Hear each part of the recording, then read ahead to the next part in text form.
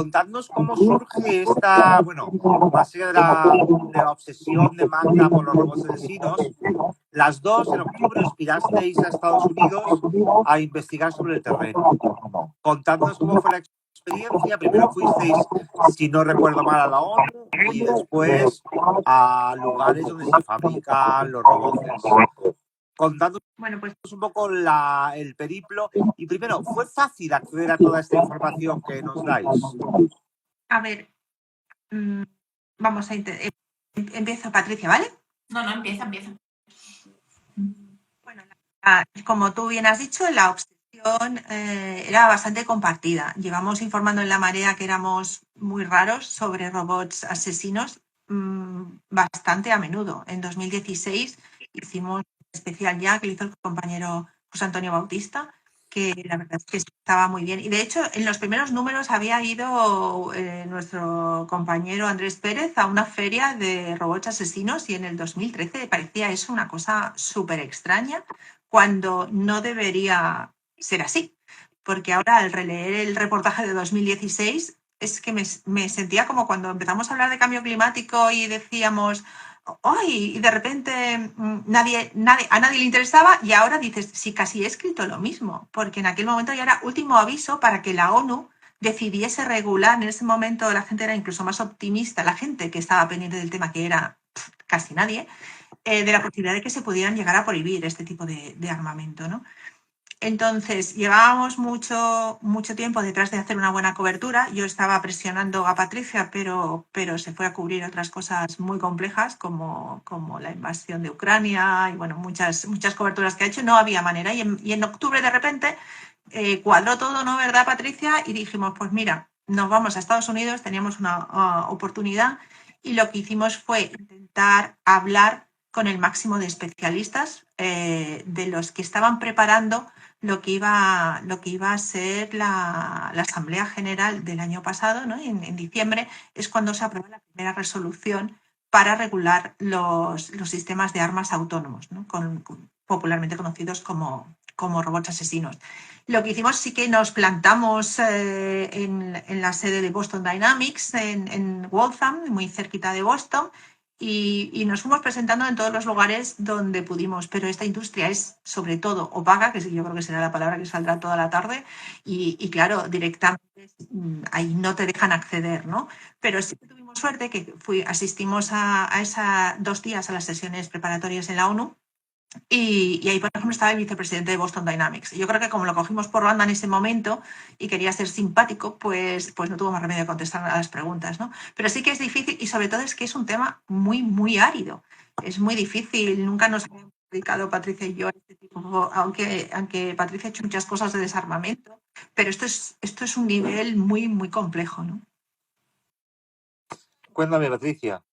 Era una oportunidad, como decía Magda, por una parte de estar presente en esas reuniones de quienes llevan muchos años investigando este tema desde organizaciones como Amnistía Internacional, Human Rights Watch, la academia de la universidad, pero también desde todos esos países que están intentando impulsar ese tratado para intentar regular. Lo que hemos comprobado es que ya se están utilizando y de eso hay mucha información dispersa, que uno de los trabajos más áridos también ha sido centralizar la información que ya estaba disponible, pero que estaban sueltas, ¿no?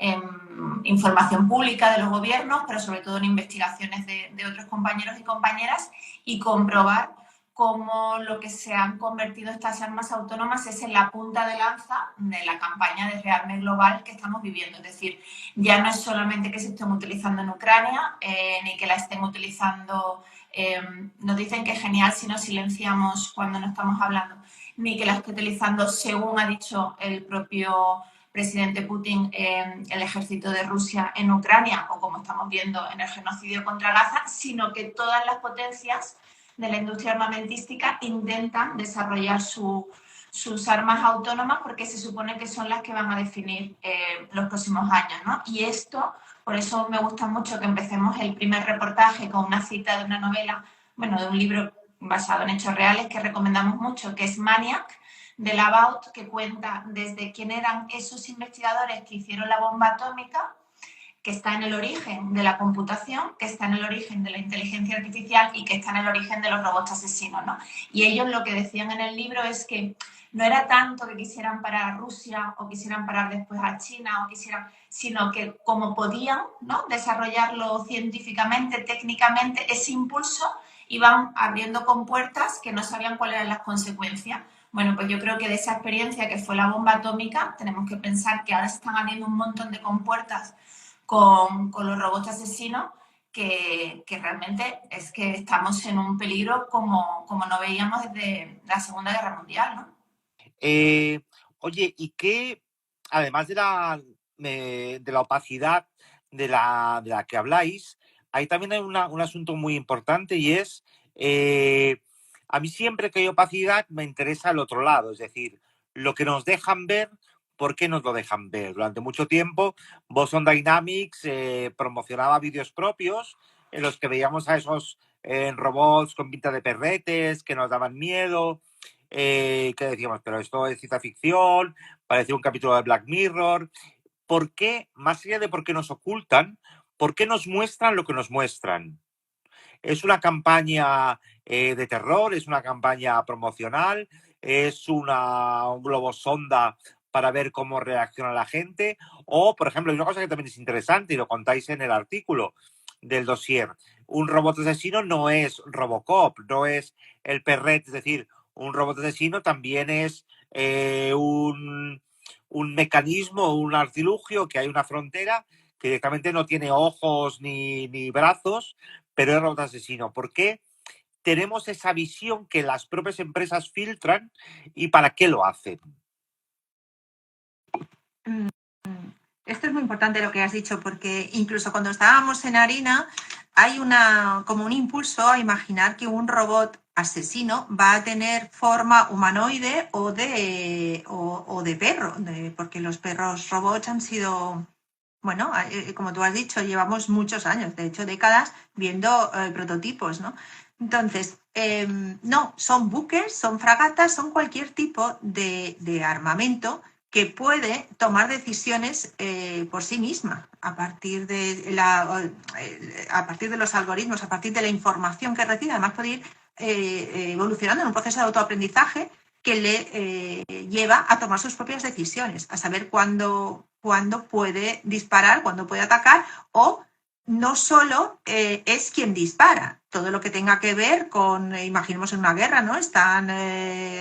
Hay retaguardia, hay vanguardia, o sea, todos estos sistemas, por eso son sistemas de armas, no es una pistola que se dispara sola, las automáticas son otra cosa, es toda esa capacidad de organizar una maniobra, una estrategia y llevar a cabo, pues al final, pues una operación bélica del tipo que sea, ¿no? Entonces, con los perros, curiosamente, Boston Dynamics, en agosto de 2022, hubo varios vídeos que se viralizaron que no se ha podido probar exactamente hasta qué punto, estaban trucados o no, pero apareció, por ejemplo, un perro en una feria de armas en Rusia y llevaba un lanzamisiles, porque claro, es muy fácil tunear o customizar, o como la palabra que todo el rato estábamos oyendo, weaponizar, ¿no? Ponerle una weapon, un arma a un perro. Es muy sencillo. El caso es que a partir de ahí, como se crea mucha alerta, un par de meses después, Boston Dynamics y otras 6 empresas punteras, como Unitree, que es China, firman una carta por la que se comprometen a exigir a sus clientes que no puedan dotar de armas, de capacidad armamentística a sus robots. Claro, cuando le preguntamos al vicepresidente de Boston Dynamics, a Brendan Schulman, que estaba en este encuentro en la ONU, cómo podían asegurarse de que ellos vendían a un cliente armas y que no, un perro que no se iba a convertir en el soldado que nunca necesita nada, que es lo que como vende la industria, ¿no? Que puede haber mejor que un robot, porque no traemos bajas, esas imágenes de muertos en invasiones, en guerras, no se las puede permitir casi nadie, ¿no? Entonces decía que, por supuesto, tenían 2 mecanismos, pero por supuesto que no corrían ese peligro de que se pudieran weaponizar, armar sus robots, porque firmaban un contrato, ¿no? Con los clientes, y decían, no voy a hacer nada malo con ellos. Vale, entonces tú les preguntas, ¿y no se pueden hackear? Porque el principal problema es que puede realmente, después lo que te están vendiendo es el hardware, pero el software, lo que es capaz de hacer ese robot, pues depende mucho de la habilidad de quien lo compre, ¿no? Entonces le fastidiaba mucho esa pregunta, ¿no? Y decía, bueno, también tenemos otro mecanismo que es el de cuando viene un cliente a actualizar su robot, la máquina, pues nosotros ya hemos hecho algo mal, pues no se lo actualizamos y pierde la capacidad. A mí no me convenció para nada eso, porque estamos viendo además cómo esos robots ya no son el perrito robot Spot. Porque esto fue muy gracioso. Eso lo detectó la compañera Patricia. No se cabía en esa sala por el interés que despierta este tema y porque realmente estamos ya al límite de poder regular el uso de este tipo de armas. Nos sentamos en el suelo y entonces Patricia, que está a todas, vio los calcetines de un señor que estaba allí sentado. Calcetines el motivo eran robots. Este señor era el vicepresidente de Boston Dynamics, que nadie lo sabía al principio. Entonces, cuando se presentó, pusimos una carita a unos cuantos de, ostras, ¿qué hace este aquí? Si eran todos activistas, ¿no?, de la campaña Stop Killer Robots. Después, cuando me dejó la entrevista, veo que en la solapa lleva un perrito, un Spot, y cuando le pregunto por el perro robot, él dice, ¿pero por qué le llamas perro? Bueno, pues no sé, estamos, dice, y él mismo se contesta, quizás porque se parece muchísimo a un perro y porque le hemos puesto de nombre Spot, que es el nombre típico de, como cuando aquí le ponemos a las perritas Linda en aquellos tiempos, que todas las perras se llamaban Linda. Pues un poco era esa historia. No quieren llamarles perros robots, sino vehículos cuadrúpedos. Y eso es una cosa que hemos visto, que la industria le da un poco de reparo el miedo y la alarma social que ocasiona ver estos perros. Entonces hacen muchas demos de estas de las que tú hablabas, en las que vemos, sobre todo en los robots humanoides, que hay un humano, una persona que le pega, que intenta tumbarla, que es un verdadero fastidio, por no decir algo más gordo, contra el robot. Al final simpatizas con el humano, con el robot, porque dices, pero déjalo ya en paz. Pero quieren demostrar que estos robots nunca van a atacar a los humanos, sino que son buenos, están para cuidarnos o están para matar lo mínimo posible. Claro. Eso la industria sabe que puede causar mucha alarma social. Hay quien vio aquel episodio de Black Mirror donde salía aquel perro que bueno, de verdad que te da de todo, porque ¿cómo te peleas con un perro robot, ¿no? Entonces la industria no quiere que veamos, y lo que da, por ejemplo, la última, Boston Dynamics hace nada, le dio a Spot la capacidad de hablar con ChatGPT y lo hizo adoptando personalidades muy simpáticas y entrañables, ¿no? Hay como un interés en que no nos den miedo. Pero también es cierto que desde nuestro punto de vista tenemos muy claro que hay una oposición, pero no es generalizada. De hecho, como venden a estos robots, es el soldado que no se cansa, que no duerme, que si lo destrozan no pasa nada, ¿no? Porque no es un ser humano, que es reciclable en el sentido de que... Y luego hay sociedades que están mucho más proclives a creer en este tipo de industria bélica, como son sociedades en Europa del Este, como es el hecho de que, por ejemplo, en Ucrania, ¿no?, como se han desarrollado los drones y se ve como una forma de imponerse al enemigo. En India, donde son sociedades que también se han volcado mucho en la ingeniería y que están en tensión permanente con China, ¿no? Por eso India ha dicho que ellos van a seguir desarrollando las armas autónomas letales, se pongan como se pongan las Naciones Unidas. Quiero decir que hay sociedades en las que esto no se ve con tanta suspicacia como lo podemos ver nosotros. Entonces, todo lo que sea publicidad es normalizarlo, por una parte, y luego porque hay una parte de geoestrategia. Es decir, cuando salen estas imágenes de la industria, las industrias bélicas dependen absolutamente de los estados, y aunque en algunos casos son privadas, pero no serían posibles sin el apoyo de los gobiernos. Entonces, la guerra diplomática también se libra de lo que te dejo ver, porque siempre va a ser la puntita, ¿no? Entonces, tiene mucho que ver con las relaciones internacionales también.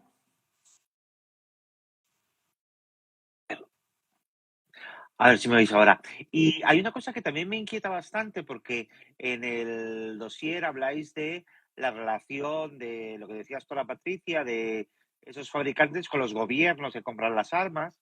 Pero a mí de todo eso también hay una cosa que me genera mucha inquietud, y es hasta qué punto estos robots asesinos también forman parte de una democratización de la violencia.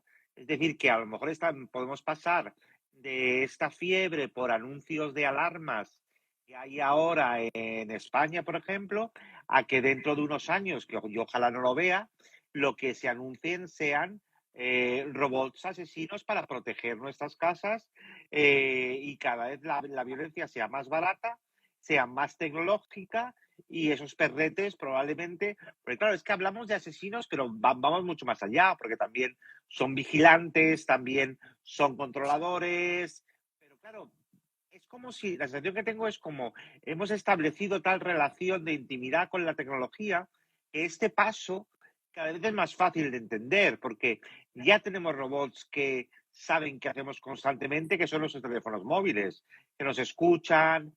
Entonces, dar un paso más allá y que además puedan disparar en un momento y que esto se acabe legalizando por una cuestión económica. Es decir, si estos, o sea, hace unos años sería impensable que desde nuestros domicilios todos tuviéramos una alarma y que fuera una cosa clase media lamentable.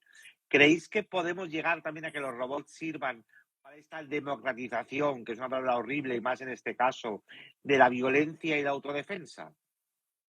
Es que el principal ejemplo de que eso es así y de que el gran negocio está en la vigilancia y en el control social es el caso de Israel en Palestina. Ellos desarrollan prototipos de sistemas y software de vigilancia que aplican, por ejemplo, en Cisjordania, que lo contamos, ¿no? Que luego, aparte de vigilar a la gente para saber cuándo la aniquilan, en el momento en el que ellos consideran que se han salido del sitio donde tienen que estar, están acompañando de robots que toman esas decisiones de manera autónoma o semiautónoma, pero todo eso en realidad ahí lo utilizan para luego exportarlo, ¿no? Y además con este sello de calidad de probado en combate real o en circunstancias reales, que es el laboratorio palestino, que las compañeras de Capitán Swing han sacado el libro en español y está fantástico. Entonces, claro que el gran riesgo no es solamente lo que va a pasar en los conflictos, que al final son focos determinados de violencia, sino cómo eso efectivamente se exporta y se aplica en todos los territorios. Primero, en aquellos en los que a las sociedades democráticas no les importa tanto, que son las fronteras, es decir, claramente en los territorios fronterizos como nuestra frontera de Ceuta y Melilla, seguro que es donde primero se empiezan a aplicar este tipo de vigilancia del control social, pero luego sistemas más o menos autoritarios en las manifestaciones, por ejemplo, ¿no? Como se vigilan primero con drones, pero esos drones en algún momento, si ya está la tecnología, no se van a armar. Entonces yo creo que esa es otra de las cosas que tiene que empujar a la ciudadanía a que tiene que romper con esa opacidad, es decir, ya no es solamente que una máquina pueda tomar la decisión de asesinarnos, sino si hemos visto todas las implicaciones que ha tenido el software de Pegasus, ¿no? Israelí, de espionaje en toda Europa, por ejemplo, y las consecuencias que supuestamente pues, tener información de los gobiernos por parte de otros gobiernos ha tenido, cómo no va a serlo el hecho de que toda esa tecnología esté en nuestros móviles, como dice. Así que totalmente. De hecho, gran parte de la campaña de parar a los robots asesinos, Stop Killer Robots, está enfocado en eso, en sensibilizar a la ciudadanía, ¿no? De esto que me pilla tan lejos, que es si se matan entre ucranianos y rusos, ¿no? En esos combates, que parece una cosa de ciencia ficción, sino cómo eso va a afectar a nuestras vidas y sobre todo cómo va a afectar a la ciudadanía en cuanto se movilice para protestar. Es que tú ya lo decías, cuando llamamos